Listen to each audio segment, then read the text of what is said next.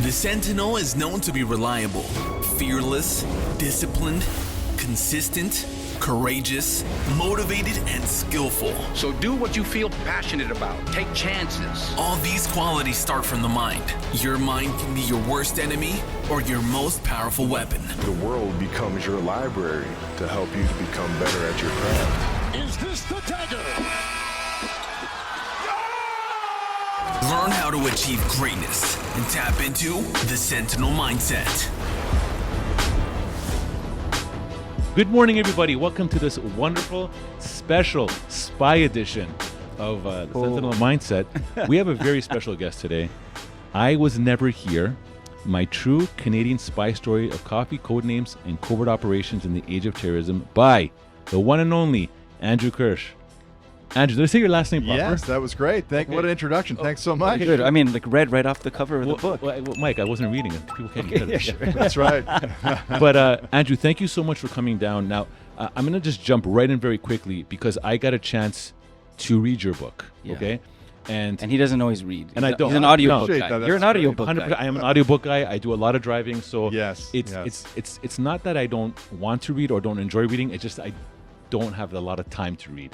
Yeah. So I like to listen to my audio pieces. So anyways, I had a chance to read it, and I will say this genuinely, I enjoyed your book a lot. Okay, there's been guests that we've talked to in the past that want to come on the show, and I've read some of their books, and it really is hard for me to kind of get to some of these books. Sometimes I'm like, oh my god, It's a hard But read. I really enjoyed your book because there was a lot of things in there that not only did it kind of resonate with me internally, but like I couldn't help but like, I mean, I saw your picture with this little black, but I couldn't stop like putting this picture of Arnold Schwarzenegger on your head and thinking of the movie True Lies. Okay. Oh, You know what I mean? Have you seen True Lies? yeah, for sure. So this whole thing about how his wife Jamie Lee Curtis thinks he's like some nerdy businessman working right. in the financial district or something of that sort, and not really. He has his whole entire life, and that's all that was going through my head. And I was reading it, but there was other elements of the book, Andrew, that when I was reading it, I was thinking, man, there's things inside here, things that you went through and experienced that was a mindset thing. And again, we're going to go into detail, but kind of like you coming into the agency thinking that you're maybe going right into the spy elements, but you're getting into an office. It's funny. You say True Lies. The covert picture I got was more like Mrs. Doubtfire. I'm just joking. Okay. So Andrew, thank you for coming on the show, man. Welcome, buddy. Thank you so much. It's great to be here. I really appreciate the kind words about the book, and it was really written to be entertaining and light, and not to be a heavy policy book, but for somebody who's interested in the subject of spying and Canadian spies, that they would be able to get a sense of what we do, what it's like to be a spy, and what we do. And, right. It was hopefully to be entertaining and able to get through for a lot of people who don't, maybe not reading a lot. We're all on podcasts, but I get their feedback that I read it over a weekend or it did take a long time, and I said that's great. I think it's the everyday language, the approach. I mean, the fact that you made it that it wasn't just full of jargon and kind of like appeasing peers.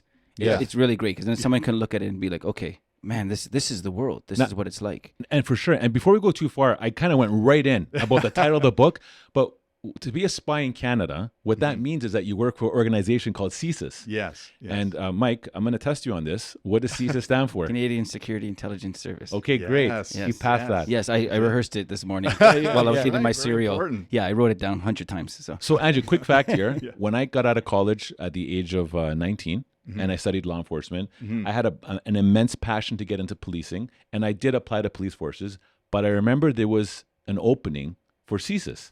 Okay. Yes. Yep. And I applied to that. And I remember somebody telling me, well, they're not going to hire you. You're 19 years old. And so I did apply. I never heard from them at all because my resume was just literally coming out of college. I didn't really have any experiences and all. Yeah. But it was something that was on my radar at that young age because I was also very fascinated with what they do. Now, for yourself, yes, how does that resonate? Well, that's it. Look, for me, I was a second career. I was working in finance in London, and I was inspired by the terrorist attacks in 2005. I was in the UK and the bombs are going off. And that's kind of when I joke in the book. That's when I Googled, how do I become a Canadian spy, and sent my, application online, moved back to Toronto, went through it. But I get approached by a lot of people since I've read the book and since I've been more public about where I worked, who have that interest and say, how do I get involved? I've always been interested in this. And I say, yeah, submit an application. my advice is, if you're interested in it, submit an application, because it takes so long to go through the process. And for me, it was 15 months. That it's not like they're going to call you the next week and say, "Hey, can you start tomorrow?" Right. You know, quit your job and move your life. Yeah. Right. You're going to have a lot of time to figure out if it's for you, if you're interested, if you get through the process, Yes. until you're asked to make that decision whether or not it's something you want to do. And Right. you know, the book is for those people who have an interest, want to know more, understand what spies do, what that life is like. Well, now, you know, this is my experience. It's not everyone's experience, Right. but it's mine. Now, what would you say to the person who said, spies in Canada? That's We right. have spies? I mean, you must come across that all the time. There was a study that I think it's only 30% of Canadians could identify Canada's spy service, that knew what it was, Wow. what it was called. It was put out. And I can tell you from experience knocking on doors in Canada, as a member of CSIS, I would knock on a door and I would say, "Hello, my name is Andrew," and I'd show my badge, and I'm here from the Canadian Security Intelligence Service, and I'd get a blank stare. And I'd say, "CSIS, I'm a spy." And they go, Yeah. "Oh, CSIS, you're like police." And I'd say, "Well, no, we're Canada's domestic intelligence service. We're mandated to investigate threats to the security of Canada. Those threats are terrorism, espionage, and sabotage, foreign influence activities, and subversion." Like, I'd go through everything. This is the doorbell script. It was I love a doorbell. It was absolutely. I had like my elevator pitch that I had perfected of how to introduce it, because no one knew what it was. Oh no my one was familiar goodness. with it. Brochures, flyers, It was, everything. well, like I showed my badge, but if I showed you a CSIS badge versus a TPS What is that? badge, Yeah. Yes. you know, looked good. It was Yes. official, but Yes. no one knew what it was, and no one had heard the organization. So I had to, you know, every agent, every intelligence officer has their door spiel, Right. which is that introduction, and then you know, everyone's very nice. We live in Canada. They want to help, but they have no idea who you are. Yeah. They have no idea why you're there. And there was actually examples in your book where when you try to come sometimes to identify yourself, because somebody wouldn't believe it, they'd Yeah. probably call the police now to be Oh. like, "Can you Well, think about it, in the age of the CRA scams online. I would call people up and I would say, "Hello, my name is Andrew from CSIS, and can I, you know, talk to you? Can you meet me for a coffee?" And they're, "What are you talking about? Like, what is CSIS? What do you want? What's the scam?" Is this Right. Amway? Yeah, Yeah, yeah. yeah, yeah. Duck cleaner guys, right? They just called me. Are you duck cleaning my ducks? Right. But yeah, so it was that was the book. It was, you would tell CSIS and they wouldn't believe you. You have to convince them. They call the police on you, Right. because there's like, you know, being, you know, who are these guys knocking on my door? Yeah, I was knocking on a door. I had to talk to somebody. It was an urgent matter. I couldn't, you know, leave, and they wouldn't answer the door. And I thought they couldn't hear me. I thought the washing machine, the laundry was on. So I'm knocking louder with my partner. And of course, then 4 cop cars, you know, show up, thankfully, without their lights on. Yes. And so I had to show my badge to the police officer, who thankfully knew who CSIS was. And the garage door hilarious. opens up. Yeah, the garage door opens up, and this terrified guy in his pajamas who's looking at me and standing in his driveway, surrounded by police. And the police officer turned at the guy and go, "You got to talk to this guy." Like, what? So now he's in trouble. Wow. He's like, "What? Oh no, Yeah, I called the yeah. police and they're yelling at me." Yeah, And I'm like, yeah. "I'm so sorry. I don't mean to disturb you, but I really need to speak to you." And so in that case, I need the police to tell him, Yes. "You gotta, you know, we need your help. You gotta talk to this guy." Right. But most of the time, I was kind of on my own Yeah. to make the case. Wow. Wow. Well, look, for all sorry, Mike, just Yes. well, for all our American friends. Oh, we yeah. do have a large audience that listens. Okay, great. When they're listening to the word CSIS, they might be thinking, "Do we have a service like this?" Now, I have heard reference that the closest thing that Mm-hmm. you can say what CSIS is to the U.S. would be the CIA. But is that really an accurate, you know? No, we get that's our reference here in Canada. Is everyone says, "Oh, you're the CIA," and I say, "Well, no, the CIA is a foreign intelligence service. In Right. Canada, we don't have a foreign intelligence service. The joke is that we do, but we're super secret about it. But I have to tell everybody we don't. Right. We have the domestic security service. So we're more like the British model, which is the MI6 and MI5. The MI6 are the James Bonds running around, and MI5 is their domestic security service. Australia's got 2. So we don't have a foreign, which is the CIA. But that is who we're most people have heard of, Right. and seen the stuff. So For sure. yeah, we're unique in that way, that we're just, say, a domestic security service. So I would say I'm knocking on doors 15 minutes from where I live, introducing myself as a spy to total strangers, showing them my face and my badge and where I work, what I'm interested in. Yes. And then I'm lying to everybody I know at home and going on first dates and not being honest with people about where I work and what I do. Wow. I've just told a stranger who's tangentially related to an investigation I'm working on exactly who I am, with an alias, but Yeah, that's really funny. That must be fun. Did you have like a? Is there what did you have to do to prepare for that? I mean, does CSIS give you any preparatory work? Like prepare for what? For lying? yeah. Well, yeah, that's what I'm saying. Just on how to do that well. It's I think everyone's got to find what they're comfortable with. So we get training and how to how we do the job, but you kind of find what works for you in a sense. Like, I'm a terrible liar. It's like, oh, are you a great liar? And have you got experience? Like, I was like, I'm a terrible liar. You can tell, you twitch or you feel uncomfortable. They kind of call it leakage, where that lie comes out like a poker in face another way. Yeah. I don't have it. And so for me, I just had to be as honest as possible and say, if someone would say, well, why is this? And I would say, well, I can't tell you that. And that was, so they knew I was being truthful. They knew there was something I couldn't say, but at least I was being honest and saying, well, I do have more information, but I can't share that with you. Okay, so as a kid, you weren't a liar, but I guess you could keep secrets. I was great at keeping secrets. Yes, the keeping secrets. Of course, I say this, I've written a book, but I always was, and that's the challenge you're talking about, mindset. You have to, it is a challenge to keep those secrets, right? It is to I would go on a first date and I say I work for the government and see the woman's eyes glaze over and like, I'm cool. Like, I want to tell you all the cool things I did, but I can't. That's part of the job. And so, that's a challenge with being there. And then the bigger one is, when you lie, I would lie to people or not be 100% honest about what I did, right? But when I told somebody the truth, then I was asking them to lie for me. So if I told you, I work for, Andrew works for CSIS, and then you ask, so what does Andrew do? And then you gotta make up a story for me, exactly. Which is not fair. And so it's for my, for my wife, my now wife, and family. I'd see them like, what do I tell people? And I didn't want to tell them too much of a story, but it was pressure to put on people. Well, I'm putting the pressure on you now. Sure. Now that you're at liberty to share the story, that's right. Give us a story or something that encapsulates why spine's necessary. Imagine we have in our company, we have so many people who want to get into law enforcement. Sure. It's very rare that we hear they want to get into CSIS, but they might if they understood kind of what the intangibles are, why it exists, and like what are some of the outcomes of of why it exists and how does that affect everyday people. Yeah, it's great. It's a great question. And so, CSIS is mandated to investigate 4 threats, right? So the terrorism, espionage, and sabotage, kind of spy versus spy, foreign influenced activities, and subversion, which we don't talk much about, which was the old domestic overthrow your government. But terrorism is probably, and foreign influence activities. So these are national security cases. When I was there, I was kind of the age of terrorism, right? I was inspired by the bomb attacks that went off in London. In Toronto, we had the Toronto 18. We were really worried about domestic attacks, and we were investigating to make sure that would not happen in Canada, that people who were organizing to do damage here wouldn't be able to do that. The Toronto 18, the VA Rail guys.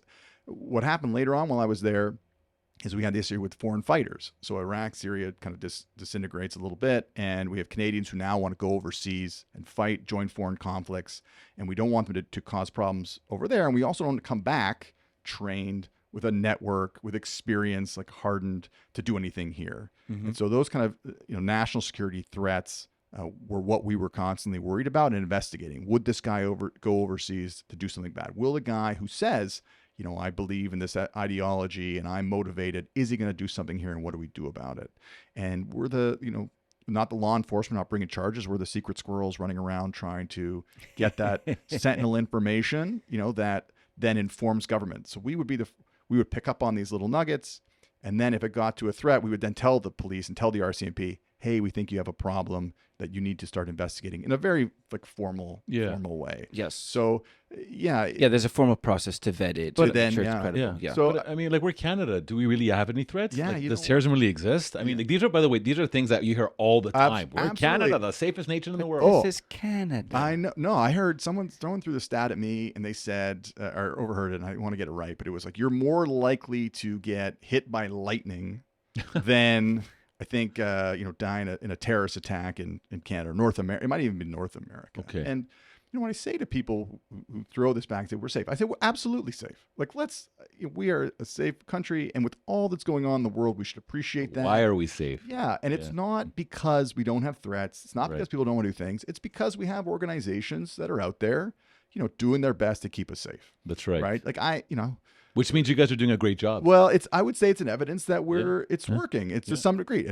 Sometimes it works, sometimes it doesn't. Sometimes we have the Parliament Hill shooter, that goes that, and I don't know if some other recent cases have been defined as terrorism, but we obviously have violence, and you guys, protect against violence. But I would say the same thing in close protection. Just because somebody didn't, nothing happened, doesn't mean the three guys around him, who were, being a deterrent, but didn't influence that. That's a great example. Yeah. That's a great, because in order for in close protection, Yeah. for your VIP to be protected, you need to do all the planning and the routes. Absolutely. And all, so in case something happens, you can quickly de-escalate it, and no one ever knows. That's right. Oh, I just saw that guy's hands. We de-escalated. We brought him somewhere else. So what you're saying right now is perfectly. It's a great example. 100%. I mean, we have to. If we said, "Oh, you know what? We're going to disband it. Canada's safe." It's like, really? Maybe now I can be a little more right. And part of that is that de-escalation early on, right?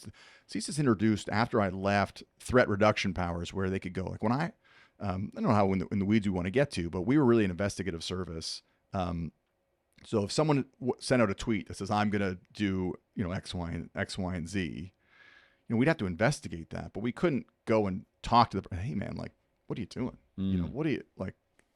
If we at CSIS can see that, I assure you some other organizations can see that. Are you ever going to travel again in the world? Do you want to get through, on an airport again? This kind of, let's stop this before it gets worse. Right there. So I talk a little bit about what we could and couldn't do, and now there are more things that they can do, but that can stop much earlier on than in the Toronto 18 case, where they were like unloading barrels, ready to do a big attack. There, it's like, hey, we see you going down a path. Maybe there's some way that we can nip this in the bud before. Yeah, I mean, like in the world of protection, if you fight, you fail, right? Yeah, One of our EP agents said, let us know. He had a lot of international experience, and he said, no one's really when there's an active attack, they're not attacking. No one's really stopped it. That's right. Yeah, the fact that they were, in such proximity, and even the first attack, there can always be a secondary one. Mm-hmm. So you always want to be at a point where you're not under attack. Right. And I think, that's kudos to what CSIS has done, is that. That's very cool. I hadn't heard that. Fight, you fail. That's a great. Yeah. Mm-hmm. Because there's going to be some type of damage. Once the attack is happening, you didn't avoid it. The art of protection is avoiding. So in our world, people who have a lot of strong military background or policing, they go to the problem. In protection, it's different. It's the art of evading it. Sure. Okay. Because you can't hit a target you don't see. Okay, so I'm curious from intelligence. What's the general philosophy of someone if they had these natural, aside from just saying they can keep a secret, who is kind of a born agent, someone that would be like a perfect example. Yeah. Well, so I was an intelligence officer, and we respect to be generalists, and there's two roles that we have to do. One is the analyst role. It's kind of, you're at the computer, you're reading reports, you're kind of synthesizing that information, understanding where there are information gaps that could be threat intelligence there, how you're going to fill those gaps, and overseeing a national security investigation. It's a very analytic, behind the desk kind of work. And then there's the field investigator. The other role is the person who's knocking on doors and collecting, and that's more of the social butterfly. Have a conversation, get someone to open up to you, talk to you, build kind of very quick relationships of trust. To, once no one's ever heard of you when you knock on their door, to, hey, now I'm willing to work with you and talk to you and tell you about my neighbor, my friend, my coworker, about sensitive things they're doing. And you kind of have to be able to do both things. So some people gravitate towards one or the other.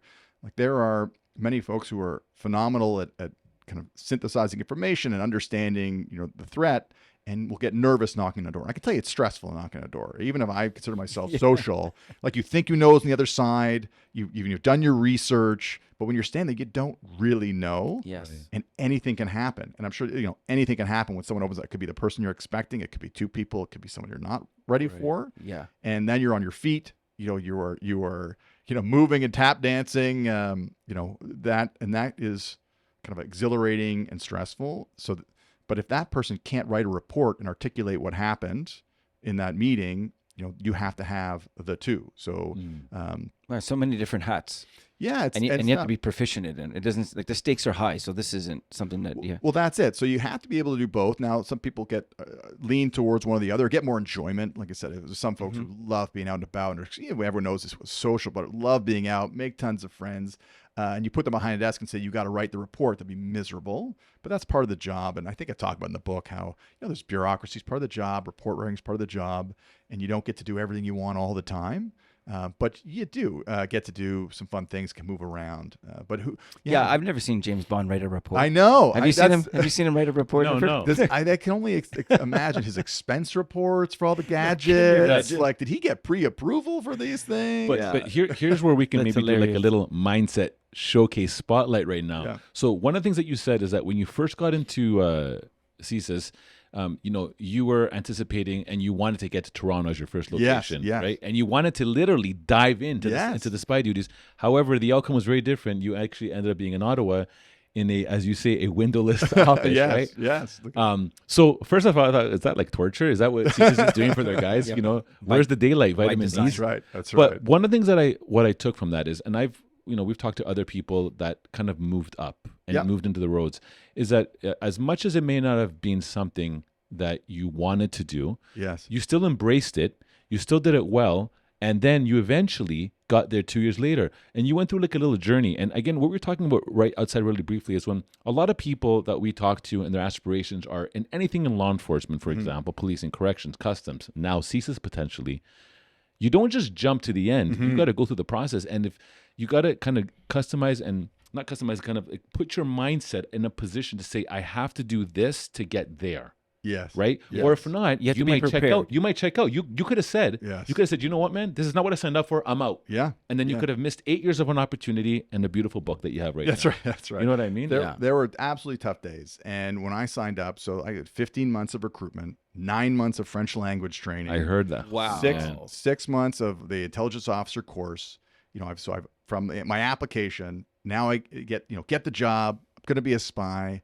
And they say, here's your windowless office. You will, I didn't have a meeting with anyone outside of CSIS for 2 years. I was reading reports, writing memos, and absolutely not at all. We joke. It was like institution white painting. Yeah. Like we joked about getting a poster of a window. And you got to lie on top of that. I know. And that's right. And on top of that, other people, and I'm reading the reports of the guys who were doing the cool things that I wanted to be doing. And I'm saying, well, you didn't follow policy here. And I'm like, not a beloved person in service. So the mentality absolutely is, I'm part of this organization. I'm doing my part. It's important work. It's not, what I thought I'd be doing or what I ultimately end to do, but it's team success. I'm part of the team. It's team wins, and I will be a different part of the team. And I didn't look at like paying, we talk about paying your dues. You pay your dues in whatever role and whatever job you do. It was more, I don't know, kind of expectation setting of this is also being a spy. Like this is also part of working for CSIS is having these different roles. And when you don't know what you're getting yourself into and you think, because I really didn't. I didn't know what I'd be doing. It was like, okay, just what are the different things? This is what I'm doing now. I'm going to try to do the best job. It's going to be frustrating at times, and I'll keep my eyes out for other opportunities. I'll learn from my experience, and that will, make me better as I move through the organization. Well, let's just say those 2 years of your life were dissolved. Let's just say they never happened, and you jumped right into Toronto.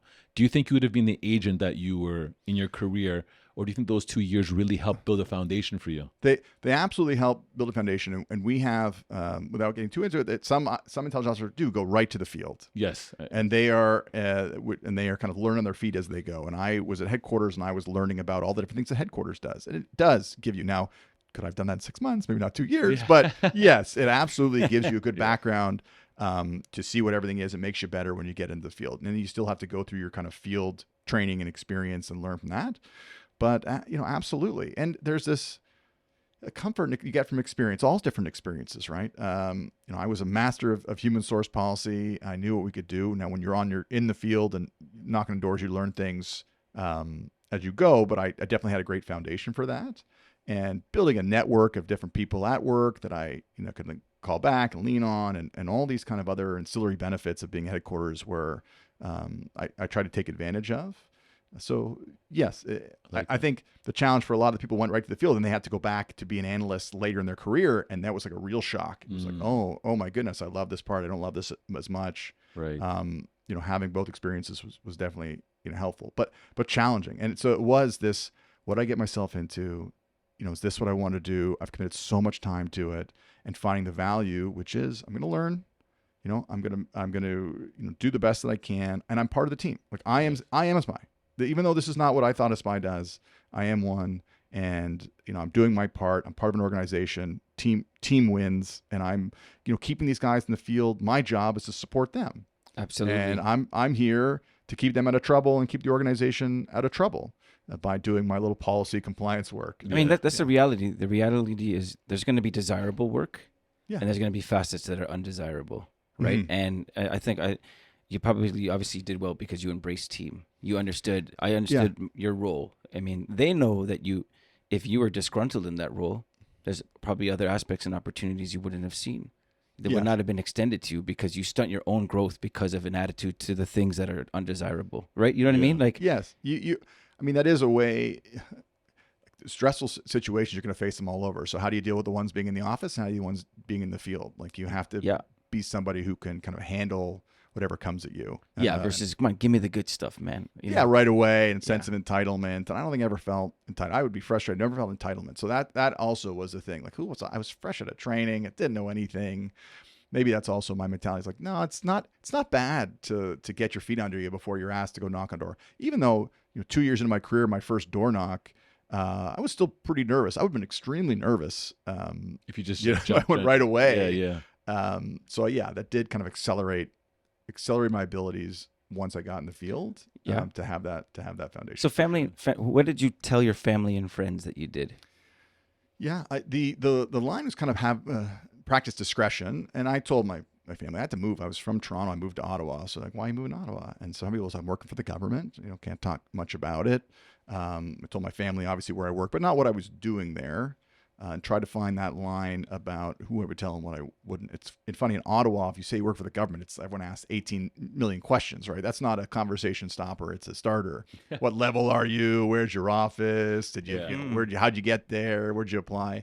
In Toronto, you say you work for the government, and everyone's eyes glaze over, and they say, well, why'd you leave finance? Like, you were a banker before. Why'd you work for the government now? Yeah. And the government, some people, like, I think my in-laws thought I installed security cameras. Somebody said I was a postman. Like, I kind of let them fill in the blanks. Right. Love it. When you say I work for the government, talk amongst yourselves. Yeah, I do policy work, and they just let their own minds. I think Andrew does cameras. Is that so to be obscure, but also be boring. Be as boring as possible. Boring as possible, and then it's tough because I've just I talk to somebody and I make my job sound boring. And I do policy work, and it wasn't wrong. I was doing policy work for the government.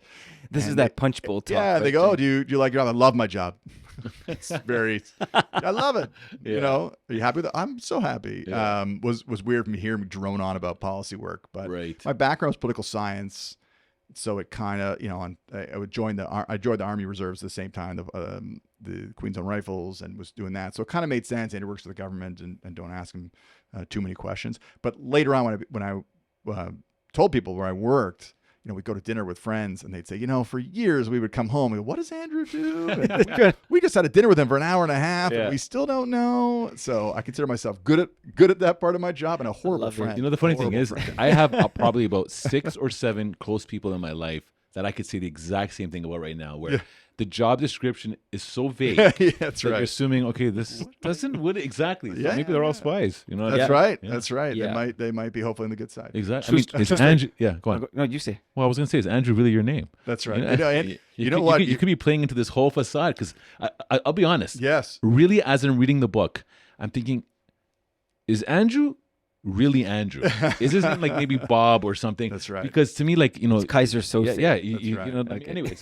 No, I look. I it's my real name. I wasn't originally anticipating my picture being on the cover of, which is a funny story, and I don't know, we can edit it out, but originally it wasn't gonna be my picture. It was gonna be kind of it was a cool like fedora, my name kind of obscured. Yes. And we gave it to the publisher, gave it to the distributors, and they said, we love the title, we love the subject matter, but we hate the cover. Mm-hmm. And I said, oh, interesting. And they said, yeah, it's a true story, and so people will think it's a fiction book, and it has to, most of the true crime and biographies, they got the picture on it. We know it's a real person. They got their picture on there.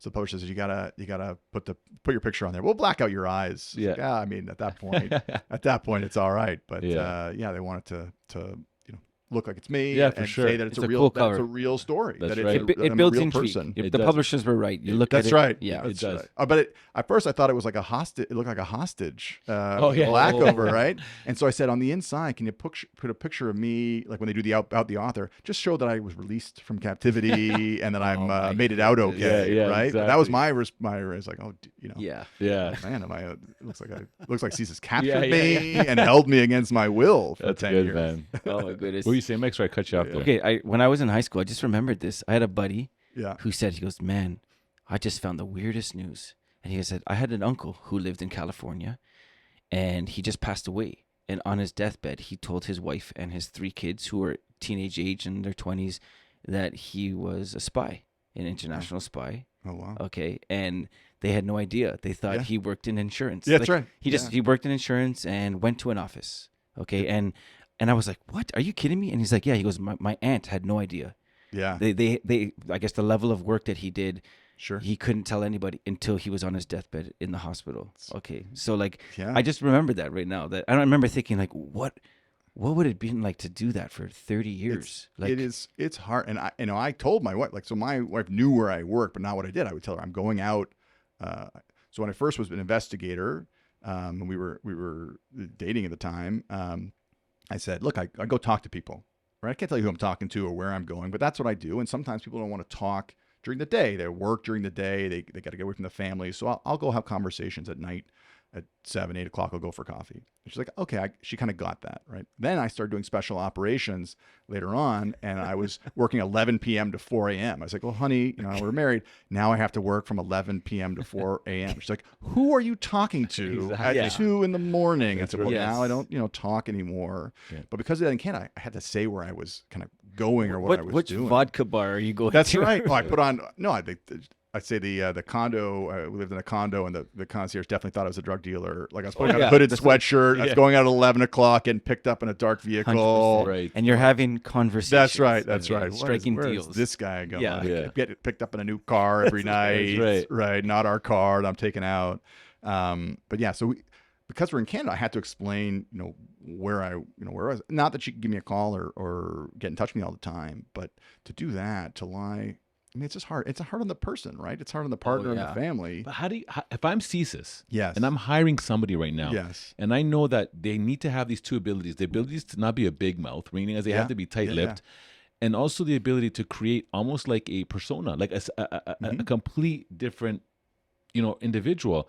What are the tests that they could put you through, if there are any, to make sure that, if I hire this guy, he's not going to spill the beans? Because I can tell you right now, I think for me, like when I get a gift for my wife for Christmas, and I'm like, oh my gosh, she's gonna love this. I'm giving her clues leading up to it. That's right. My wife can't keep. She hates keeping a secret. Yeah, so she's like, I got you something. I'm so excited to give it to you. Do you want to know what it is? Constantine cannot do this job. No, I would no 100%. do this But job. how do you measure that in an interview? You know what I mean? Yeah, I don't know. I'm assuming they have, and we go through it. The interview process is long. You go through role playing and interviews and a psychological assessment and a polygraph and all these steps. So, I'm sure they have somewhere in there. But of course, I wrote a book, so maybe I'm not the right person. They probably don't want to hear from me. Do they train you to beat the polygraph? No. You got Come on. The polygraph is to get in, right? They want you to do the polygraph. But I mean, the guy who gets in is the guy who beats the polygraph. That's right. They ask your name, and you just, But it's they're looking for a particular type of person, and it's a challenge of the job. And I think it's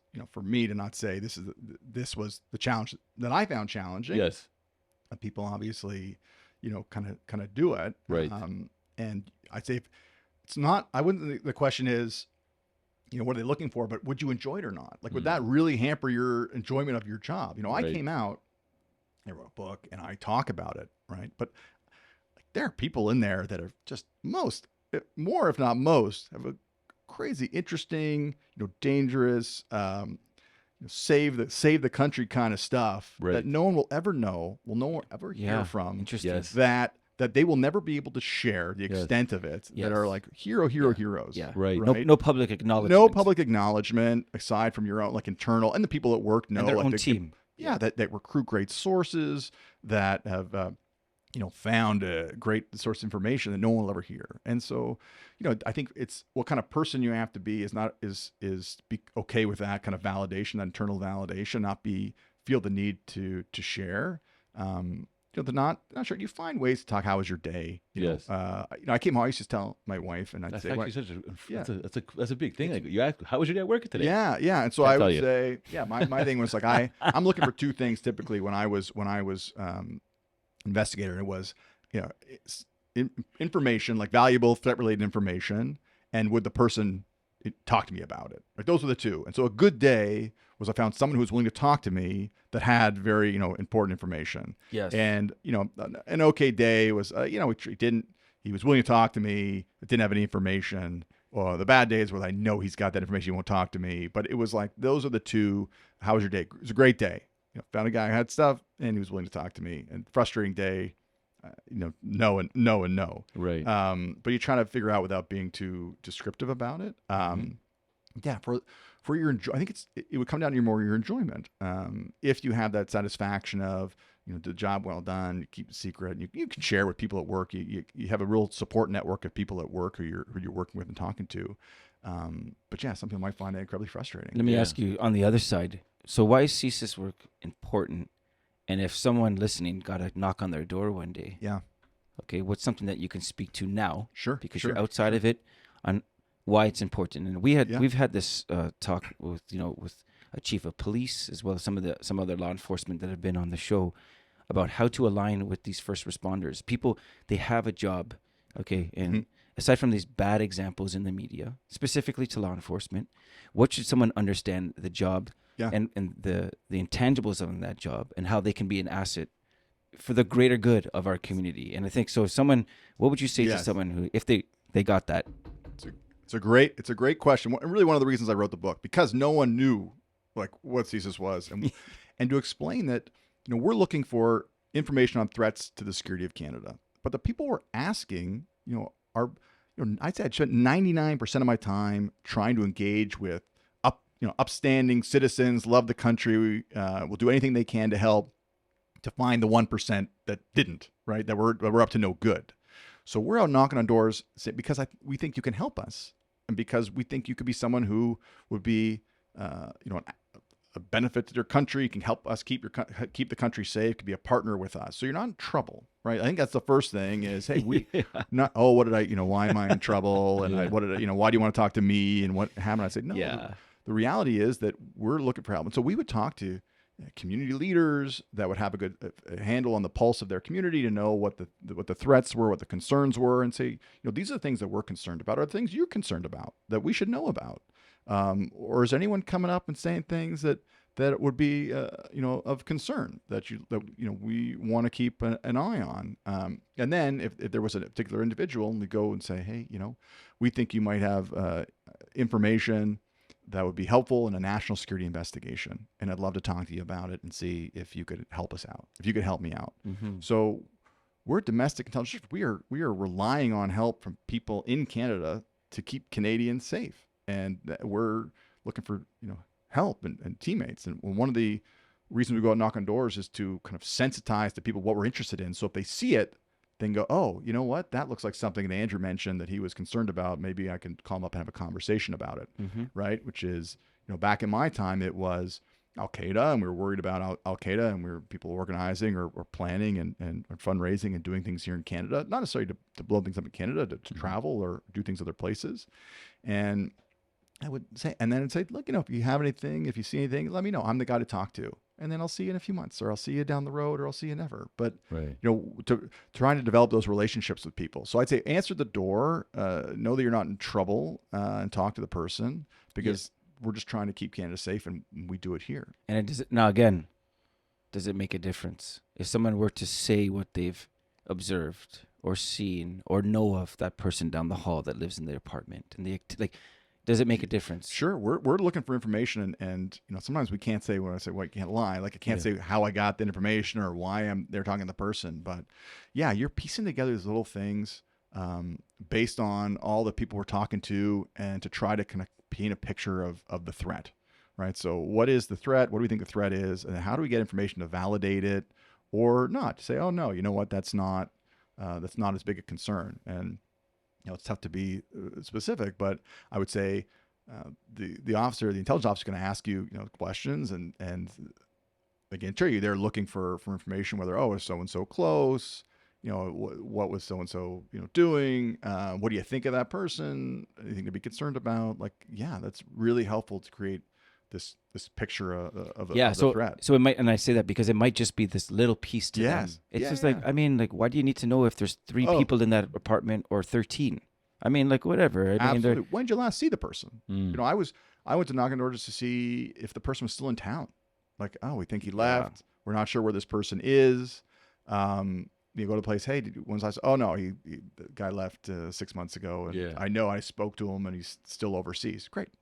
Yeah. Thanks so much. Yeah, I mean, like that. That's little, pieces of information. So, and it's all kinds, and for all different threats. It's fascinating when you think about, like, just to be able to piece something together and see, and then you have that bias where you might think this is what's happening, but you probably have to be very open and objective as possible, because you could be primed in your own way. This looks like the ball is bouncing in this direction. That's right. You have to really kind of check, check your bias, or check and run it off other people and say, this is what I'm thinking. What do you think? Well, maybe that's not as clear cut, or maybe there's other reason for that. Like, you're constantly having those conversations internally about the nature of the threat. And because one of the challenges we have is it's like resources and how much we're giving to everybody. So, you might have all these things you want to do in your investigation, but you can't get surveillance every day. So you say, okay, well, what's my threat versus the threat of somebody else's guy, and how we're going to prioritize that. Yeah. So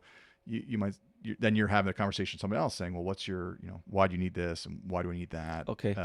Which is another challenge. So to be objective and say, well, yes, I want that resource, but I understand you need it more than I do today. Yeah. I'm willing to hand that over to you.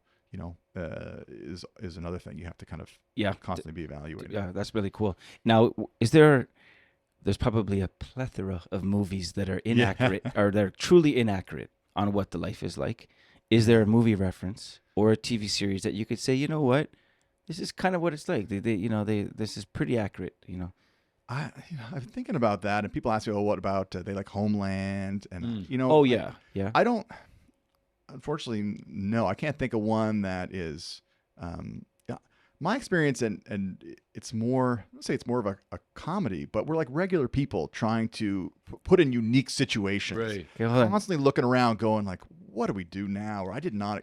I said when I love it. Yeah, when the person. I think you're birthing a production right now. That's right. That's right. Well, a comedy on Netflix. It's a Canadian. I was approached. I was approached today from a writer who wanted to adapt it for TV, and he thought it'd be like a fun, like it's fun, and so I don't know if we're giving this impression. You've read it, and this is serious work for sure. But the majority of my career was, as I said, I'm knocking the door. I have to talk to this person on the other side of the door, and the cops roll up. I'm like, all right, that's hilarious. And and the story's longer. Can we jump the fence? Are we trespassing? Like, what are we allowed to do, not allowed to do? And when I was in special operations, it was okay. Things don't work with an unrecognizable badge. Yeah, that's it. And tell the story of batteries dying. Like, it gets cold outside, and we have a device that we think is going to work, and it's going to last months and months. And a few weeks later, we find out the battery's dying. We got to replace it. Like, what? Oh man. Well, it was really cold that winter. Yeah. Oh my goodness! So now you got to go back and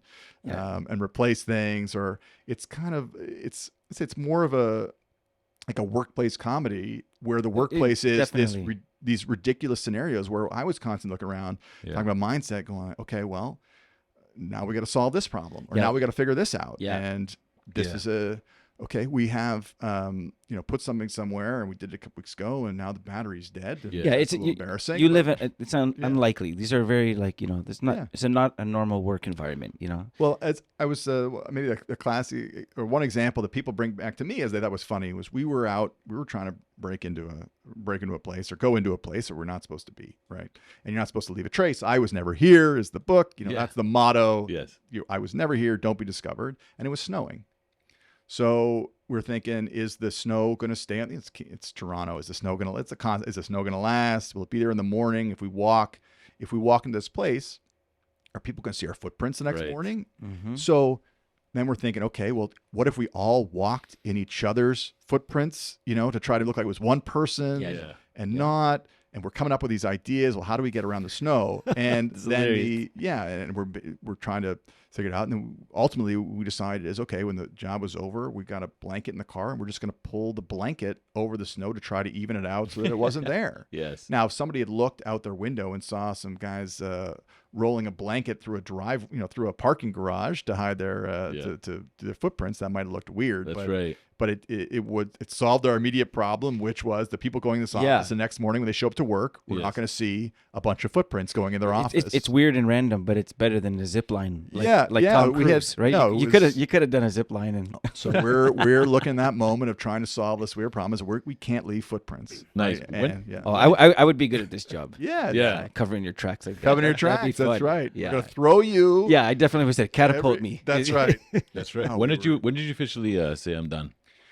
I said I'm done in 2016, I think. I was doing some fun. So, I was doing fun stuff. Yes. Like special operations are great. Just problem solving, weird scenarios, breaking so I got to the place where I'm doing these cool things. I was like, oh, this in my mind is what I thought the spy life was. And I got at that point I was married. I had a kid. I'm working 11 to 4. Not every night. Like, I don't want to say that I'm working out. People had it much harder than me at different points in their career. But you start looking around going, okay, well, what is important to me at this point in my life? And the stresses of the job, the not being able to tell people, the stress that puts on my wife sometimes, where I give her a kiss goodnight and the baby goodnight, and I go out and she can't get in touch with me. And occasionally that bubbles over. Not that she, the most supportive wife, and I have to say this. It sounds like she podcast. No, of course. But for me too, I'm tired all the time, and I was like, maybe there's something else in security that I can do. Yes. Now there's other ways to serve. Absolutely. I did 10 years. Yes. Like that. That's enough. Of course. And I'm proud of the work that I did. It was fun, challenging. Not always fun. I had 2 years in the windowless office, but maybe it's okay to do something else. And so your kind of priorities change. When you're young, I was young and single. Of course, I'll go live in Ottawa. Of course, I'll go work in a windowless office. Yes. And then you get older, you have a kid, you go, you know what? Maybe it changes. Something else. Yeah, it changes, right? No, absolutely. So that's when I kind of went, I'm out. And then, it didn't feel great. Like people do it, but setting my CV around with my name, looking for jobs when I was working there. I says, I'm going to leave and then I'll figure it out when I'm out. Just for me too, to be open about it. I joke about getting a LinkedIn profile, right? You can't I didn't have a LinkedIn profile or Facebook. I was invisible for 10 years. Right. Yeah. Now I got to be a little more. Welcome to the visible. world. I know. Tell people what ice cream you like. I put on Facebook that I'm like, hey, I was a spy. People are like, what? The book came out. Like, I get all, what? Crazy what you were up to since you graduated. Yeah, that's awesome. Graduated. So what are you up to now? Yeah, so now I'm in security space consulting and partnering with organizations that I say we kind of add capacity and capabilities. So security companies that need a third-party assessor to come in and evaluate threats and risk, and do a lot of threat risk assessments. And then help companies mitigate the risks. I say I use the skills and experience I developed breaking into places. Yes. And identifying vulnerabilities that we were going to exploit in order to help companies and individuals mitigate those vulnerabilities and say, hey, you know what, this is a risk, and we need to add these kind of security measures, and partnering with a lot of cybersecurity companies to then add optimization tools and processes and resources. Like sometimes we need. You need physical security. The threat and risk is such that you need close protection. That we have identified that being online, and we would make that recommendation. But if you're not doing the assessment piece, you're not really honest about what those vulnerabilities are. You may not be mitigating the right risk or committing the right resources to your problem. Okay. And so I think that's where I get brought in a lot, which is to say, hey, we believe we have security challenges. We want to make an investment, or we need validation of what we have, because we're dealing with either a new threat or not. Yeah, so, and new would mean all the unknowns and so either the company situation changed or a lot of times actually have companies who are becoming a partner or vendor with like a financial institution, and they require a third-party audit, or it's just I'm sure you guys get this where I say in security it's like you get a phone call and it's like, I'm literally on fire. Can you please come and help put me out? Yes. So people are dealing with unique challenges that they do not have experience dealing with or the resources to deal with. I get so I work with a lot of companies to kind of help and supplement their security teams with the additional. That's awesome, man. And you got such a strong foundation to build on that. Yeah. As a wrap question, what should someone's mindset be to get into CSIS? If someone's listening right now saying, it's a great question. Yeah. It's a long process to get in. Okay. So what I tell people is, you be ready for that process. It's going to be frustrating. It's a black hole of information. They don't tell you where you are in the process. They don't tell you when your next step's going to be. They don't tell you what you're going to be doing when you get in. They don't tell you when you're likely to hear. There's not a lot of information. So yeah, you kind of have to submit to the process a bit, know what you're doing, prepare at each stage, manage that frustration of, I haven't heard anything back. Am I in, am I not? They say, if you haven't heard from us, it's a good sign because you're still going through the process, and then you'll get a letter that says you're not. But yeah, they are looking for people who are committed too, right? Mm-hmm. I mean, they're putting a lot of time and effort to recruit you, to put you through the process. They want to see also that you're committed to it, that you're demonstrating you're taking it seriously, that you're prepared for the different stages as much as you can, not how to cheat on your polygraph, but more that when you go for interviews, that you know what the organization is, like, read the mandate, know what the threats are, know what you're getting yourself into as much as you can. So there's that as well. Take the process seriously, and commit to it. But amazing. It's a great, my story is my story. It's not everybody's story, yes. Right? I think that's important to say, that not everyone's going to follow in my footsteps. In the areas where it sees a lot of different things. So don't hold me to my career. That's what you can expect.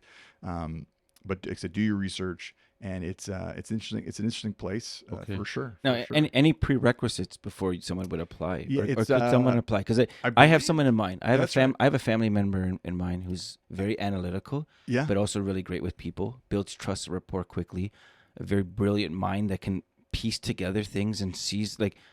I believe right now it's literally like a degree, a college university degree, and a G driver's license.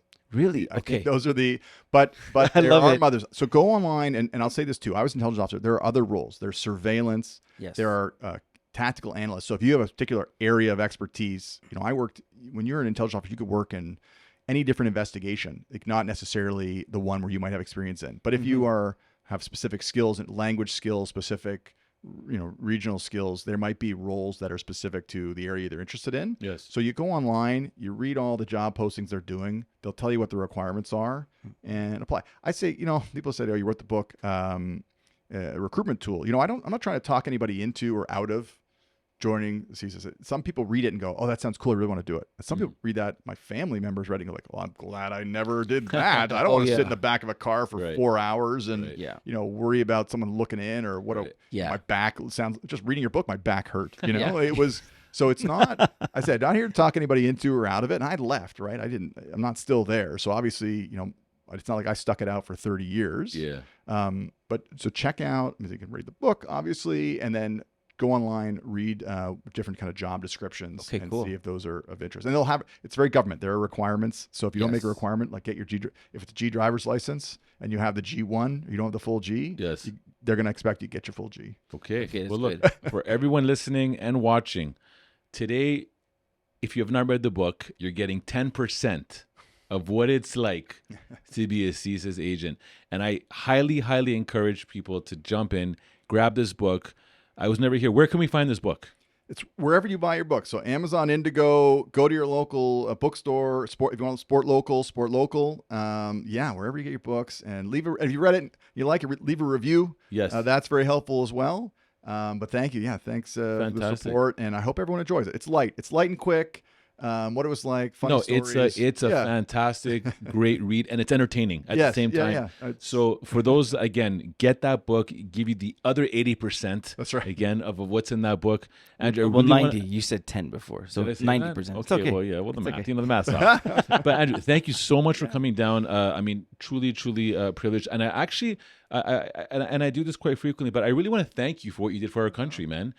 Because at the end of the day, just because, again, it's almost like a thankless job from the outside, but just because something is going in a direction where people can say things like, "Oh, our country is so safe," it's because of people like you and to do what they did. And I want to thank you for that. Well, I appreciate that. Yes. I really do. I want to kind of pass that along to all the intelligence officers who don't get to hear that be acknowledged. And one of the reasons I wrote the book was that there are a group of people, an organization. I was a small part of it for a short period of time that does very important work. And I wanted to acknowledge, that and them. And I hope I tell my ex-colleagues that I hope I captured the spirit of working there and the appreciation for all that you continue to do. That's so right. I'll take your thanks. I Awesome. appreciate it. I will pass it along to everybody, and then we'll share that around to all national security practitioners and security people Amazing. that I'm happy to be a part of. And awesome. I want to say there too that we don't know the extent of what some of this smoke or activity the fires that it could have led to. We can only speculate. That's right. And just wanted to thank you for that. And just if anyone ever has a chance to give some information to help to make sure that these fires don't spread, because again, it is all of that preventative work. They say like take your car. Mm-hmm. If you maintain it, it's a lot better than if you're negligent. Mm-hmm. Okay, because it's going to break down on you. And we have an amazing country that we have so much that we take for granted, and the safety that we have. I mean, if there's anything you could say about Canada is that it's a safe country. Yes. I mean, that's something that it takes work for it to be that and to stay that. Okay. It's a great point. I got to tell you, when I was knocking on doors, doing my spiel and educating, I mean, everyone was so happy to help. One thing, it's very reassuring and validating of what a wonderful country we have, that someone knocks on your door and says you're there from your national security service and they want your help, and people are like, absolutely, Yes. how can I help? That's You gotta, amazing. which is great. Versus And so- mistrust, right? If Yeah, there's- which is great. And one of the reasons, and so the next step of that is don't wait until someone knocks on your door. Right. I think that's what, to your point, is saying, hey, if you see something, yes, someone can knock on your door and ask you for help, but if you see something, say something.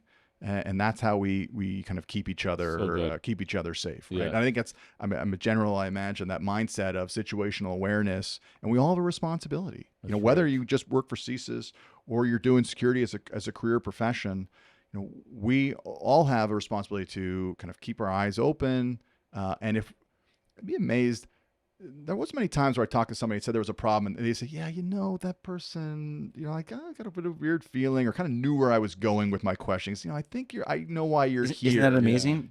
So don't ignore that intuition. Yeah. I think I know why you're here. I would get that a lot. Yeah. I think I know why you're here. And I would say, okay, well, let's talk about that. And they're here. Yeah. Something about that was odd. So if that happens, I mean, don't ignore that. Like, That's right. We're all trained in some way to know what feels right and feels off. And, I would say to everybody, whether it's your personal physical security or just people that you get a strange vibe of, not everyone is a terrorist threat, obviously. Yeah. But yeah, I know you guys talk a lot about that too, which is, say something and don't ignore that feeling that you get, because it's often very, very accurate. Yeah. That's awesome. Yeah, I love guess we that. disqualify ourselves. We think, oh man, it's just nothing. Yeah. I mean, people know that about domestic. It's like they were a quiet couple, but there was something that it was just a flicker of some type of abuse or something, right?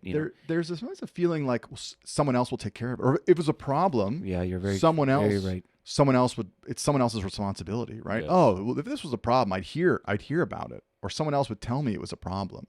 And that might be the case. You might get to the point where someone knocks on your door, whether it's CSIS or someone else, and says there's a problem. But it's okay to take a little bit of initiative and do a little research and on your own to say, maybe I should. Yeah. Like I look at it like this. I mean, there's so many videos online right now of someone who needed protection. Okay, there's it gets glorified. It's on this site. It's on this site, and for me it's a damn shame that you see when someone is maybe being attacked. Okay. And people are just walking by, carrying their groceries on their cell phone. Constantine says regularly they'll turn their phone. Their response is to actually film it. Right. Okay. And I always think about, what if that was you though? I mean, we're in a weird world where in a short time you might be in the position where you need someone to step in and help you out.